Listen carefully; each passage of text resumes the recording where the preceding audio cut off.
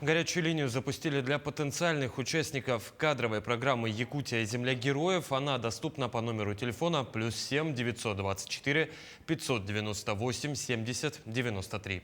Также с 7 по 10 апреля появится дополнительная возможность для тех, кто не успел пройти онлайн-тестирование на программу. По итогам обучения продолжительностью в 1 год слушатели, успешно завершившие программу, получат диплом о профессиональной переподготовке и будут включены в единый кадровый резерв республики. Заявочную кампанию в нашем регионе, я считаю, прошла очень успешно. Поступило 583 заявки. Это больше всех, чем на Дальнем Востоке. В основном там у коллег можете увидеть на таблице, это где-то по 400, по 200 заявок. У нас 583 заявки. Я сам вот в командировках гуманитарных с марта 2022 года бываю на новых регионах. И там видишь вот наших ребят, которые выполняют свой долг на специальной военной операции.